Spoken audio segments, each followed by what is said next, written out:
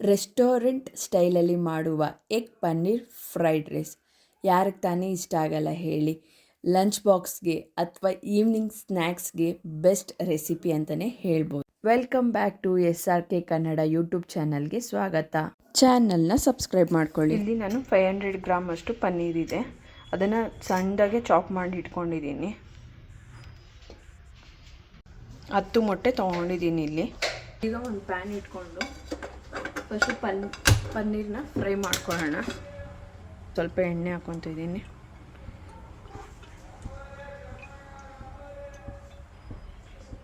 ಇದಕ್ಕೇನೆ ಸ್ವಲ್ಪ ಸಾಲ್ಟ್ ಹಾಕ್ಕೊತಾ ಇದ್ದೀನಿ,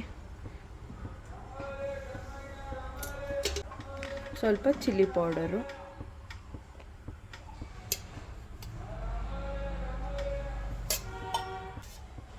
ಏನು ಕಟ್ ಮಾಡಿ ಇಟ್ಕೊಂಡಿದ್ವಲ್ಲ ಪನ್ನೀರನ್ನ ಅದನ್ನು ಹಾಕ್ಕೊತಾ ಇದ್ದೀನಿ.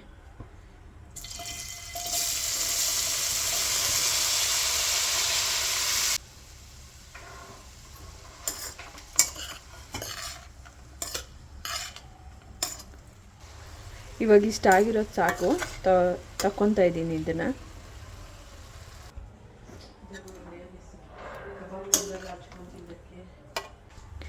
ಈಗ ಇದೇ ಪ್ಯಾನಲ್ಲಿ ಮೊಟ್ಟೆ ಇದು ಮಾಡ್ಕೊಳ್ಳೋಣ, ಮೊಟ್ಟೆನೂ ಫ್ರೈ ಮಾಡ್ಕೊಳ್ಳೋಣ. ಸ್ವಲ್ಪ ಮೊಟ್ಟೆ ಫ್ರೈ ಮಾಡೋಕ್ಕೆ ಎಣ್ಣೆ ಸ್ವಲ್ಪ ಜಾಸ್ತಿ ಬೇಕಾಗುತ್ತೆ.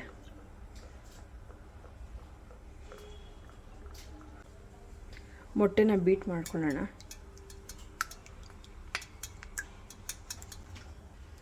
ಇಲ್ಲಿ ಇವಾಗ ಎಣ್ಣೆ ಕಾದಿದೆ, ಮೊಟ್ಟೆ ಹಾಕ್ಕೊತಾ ಇದ್ದೀನಿ.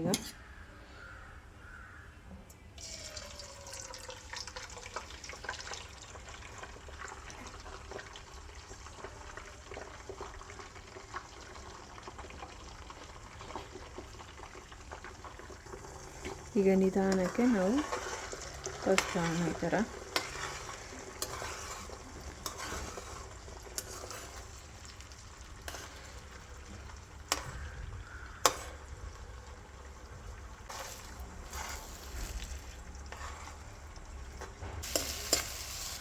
ಈಗ ಇದಕ್ಕೇನೆ ಸಾಲ್ಟ್ ಹಾಕ್ಕೊತಾ ಇದ್ದೀನಿ, ಸ್ವಲ್ಪ ಚಿಲ್ಲಿ ಪೌಡರು,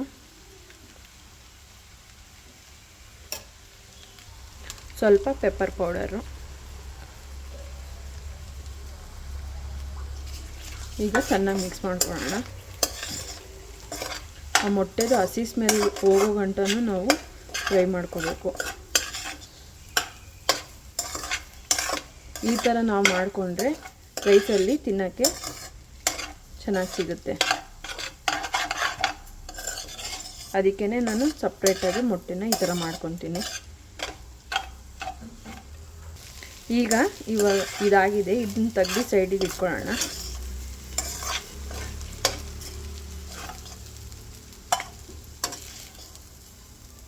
ಈಗ ಇದೇ ಪ್ಯಾನ್ಗೇನೆ ನಾನು ಒಗ್ಗರಣೆ ಮಾಡ್ಕೊತಾ ಇದ್ದೀನಿ, ಎಣ್ಣೆ ಹಾಕ್ಕೊತಾ ಇದ್ದೀನಿ. ನಾನಿಲ್ಲಿ ಬೆಳ್ಳುಳ್ಳಿ ಸಣ್ಣದಾಗಿ ಹೆಚ್ಚಿಟ್ಕೊಂಡಿದ್ದೀನಿ, ಆಮೇಲೆ 5 ಮೆಣಸಿನ್ಕಾಯಿ, ಆಮೇಲೆ ಒಂದು ಉದ್ದಕ್ಕೆ ಹೆಚ್ಚಿಟ್ಕೊಂಡಿರೋ ಈರುಳ್ಳಿ. ಈಗ ಫಸ್ಟು ಬೆಳ್ಳುಳ್ಳಿ ಹಾಕ್ಕೊತಾ ಇದ್ದೀನಿ.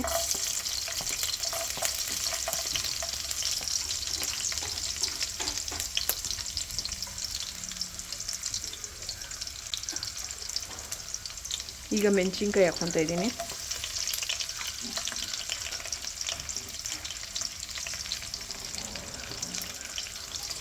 ಇವಾಗ ಈರುಳ್ಳಿ ಹಾಕ್ಕೊತಾ ಇದ್ದೀನಿ.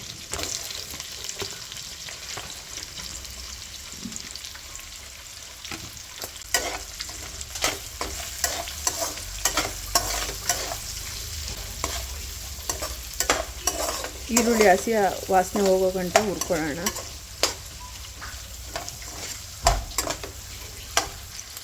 ಈಗ ಇದಕ್ಕೇ ಸ್ವಲ್ಪ ಸಾಲ್ಟ್ ಹಾಕ್ಕೊತಾ ಇದ್ದೀನಿ.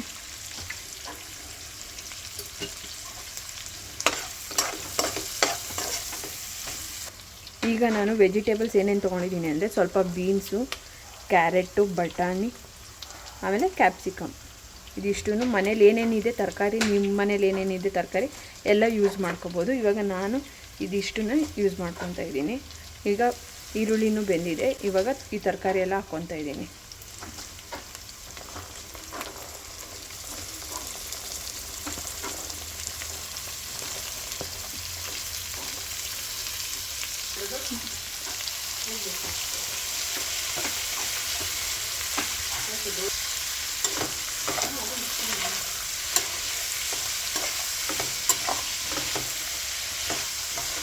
ಎಣ್ಣೆಯಲ್ಲಿ ಚೆನ್ನಾಗಿ ಫ್ರೈ ಆಗಲಿ ಎಲ್ಲ ತರಕಾರಿಗಳು.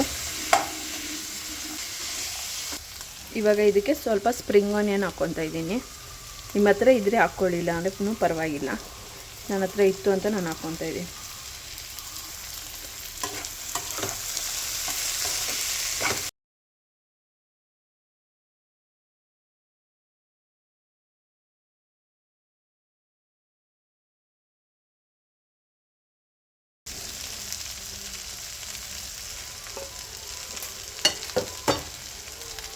ಸ್ವಲ್ಪ ಪೆಪ್ಪರು,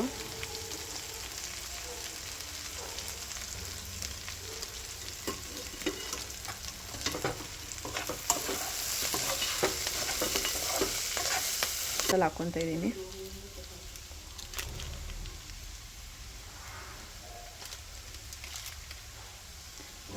ಸ್ವಲ್ಪ ಪೆರಿ ಪೆರಿ ಮಸಾಲ ಹಾಕ್ಕೊತಾ ಇದ್ದೀನಿ. ಇದೊಂದು ಸ್ವಲ್ಪ ಗಟ್ಟಿ ಆಗಿಬಿಟ್ಟಿದೆ.